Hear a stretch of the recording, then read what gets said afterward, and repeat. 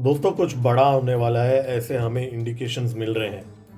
पहलगाम पर जो भयानक टेरर अटैक हुआ उसके बाद में हमें ऐसे बहुत सारे डेवलपमेंट्स देखने को मिल रहे हैं जो भारत सरकार कर रही है, जो हमें ये इंडिकेशन देती है कि कुछ बड़ा होने वाला है।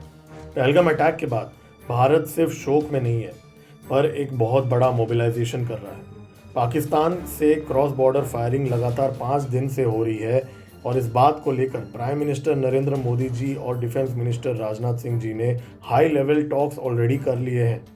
और ये बात साफ है, भारत हर सिचुएशन में सिर्फ तैयारी नहीं बल्कि कुछ प्लानिंग कर रहा है। मिनिस्ट्री ऑफ होम अफेयर्स में एक हाई लेवल मीटिंग होती है। होम सेक्रेटरी के साथ एनएसजी, सीआरपीएफ, बीएसएफ और आसाम राइफल्स के टॉप चीफ्स एक ही टेबल पर। मुद्दा था क्लियर, टेररिज्म, बॉर्डर सिक्योरिटी और इंटरनल स्टेबिलिटी। और फिर प्राइम मिनिस्टर मोदी का बिग डिसीजन, जब जहां जैसे चाहो एक्शन लो। फौज को मिली है पूरी छूट, रिटेलिएशन का पूरा कंट्रोल अब मिलिट्री के हाथ में है। और फिर मोदी जी के नेतृत्व में कैबिनेट कमेटी ऑन सिक्योरिटी की इमरजेंसी मीटिंग होती है। डिफेंस और होम मिनिस्टर्स, एनएसए और मिलिट्री ब्रास सब हाजिर। और तुरंत बाद cabinet committee on political affairs की भी मीटिंग्स होती है। ये सिर्फ मीटिंग्स नहीं, भारत गेयर अप कर रहा है एक बड़ी लड़ाई के लिए। 24 अप्रैल को प्रेसिडेंट द्रौपदी मुर्मू जी मिली थी होम मिनिस्टर अमित शाह के साथ और external affairs minister S Jaishankar ji के साथ भी। ये मीटिंग बहुत ही रेयर था क्योंकि बहुत ही रेयर ओकेजन्स में ऐसी मीटिंग्स होती हैं। माना जा रहा है कि उस मीटिंग में कुछ बहुत ही इंपॉर्टेंट डॉक्यूमेंट भी साइन हुई थी और भारत का जो अपोजिशन है वो एक स्पेशल पार्लियामेंट्री सेशन को भी बुला रहा है। भारत का डिप्लोमेटिक मशीनरी अब फुल ऑन एक्शन मोड में है। ऐसे टाइम पे तालिबान के acting foreign minister Maulavi Amir Khan Muttaqi ने पहलगाम अटैक की निंदा की है जब भारत की डेलीगेशन काबुल में गई थी। माना जा रहा है ये डेलीगेशन जो काबुल गई थी उन्होंने कुछ बहुत महत्वपूर्ण स्ट्रेटजीज अफगानिस्तान के साथ डिस्कस किया था। फॉरेन सेक्रेटरी मिस्री ने बहुत सारे नेशंस के एनवॉइस को भी ब्रीफ किया, जैसे Saudi Arabia, Israel, Egypt, Nepal और अर्जेंटीना। ये सब ये दिखाता है कि भारत इसको इंटरनल इशू नहीं बल्कि एक जियोपॉलिटिकल इशू के तौर पे हाईलाइट कर रहा है। दुनिया के रिस्पांस की अगर हम बात करें तो एटलीस्ट स्टेटमेंट्स तो यूएस, यूके, फ्रांस, इजराइल और श्रीलंका जैसी कंट्रीज ने दे दिया है भारत का समर्थन करते हुए। ईरान ने मीडिएशन का ऑफर भी दिया है, हालांकि ईरान पे हम पूरी तरीके से भरोसा नहीं कर सकते। यही बात हम यूएस, यूके और कुछ और देशों के बारे में भी कह सकते हैं। लेकिन भारत ने सिर्फ यहाँ तक अपने स्टेप्स सीमित नहीं रखे हैं, भारत ने वीज़ा रिस्ट्रिक्शंस को भी टाइट कर दिया है। पाकिस्तानियों के सारे शॉर्ट टर्म वीज़ास को कैंसिल कर दिया है और हज़ारों की तादाद में पाकिस्तानियों को अतारी वाघा बॉर्डर के द्वारा भारत से बाहर भेजा जा रहा है।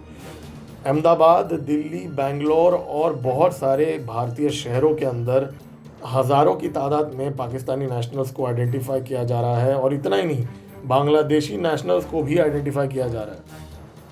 और इन सब को देश के बाहर बहुत ही अर्जेंट और इमरजेंसी बेसिस पे निकाला जा रहा है।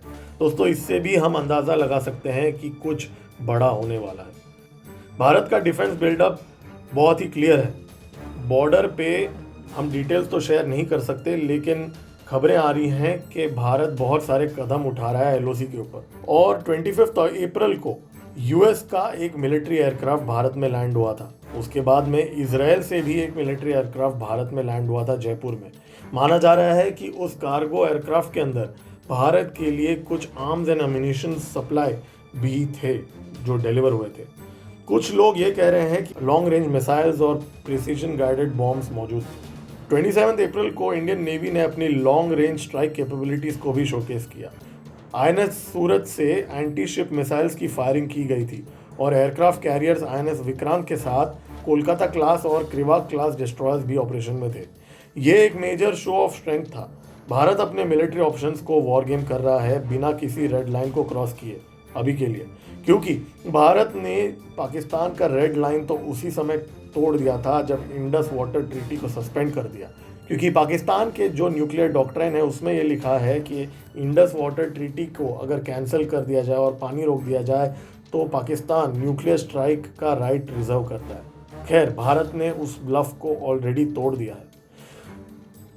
अगर हम बात करें कुछ और इंडिकेशंस की जो हमें ये बताता है कि कुछ बड़ा एक्शन होने वाला है, ब्रिक्स समिट में जयशंकर जी और अजित डोवल जी अटेंड करने वाले थे, लेकिन उन्होंने अपनी जो ब्राजील में ब्रिक्स समिट हो रहा है उसका जो ट्रिप है उसको कैंसिल कर दिया है।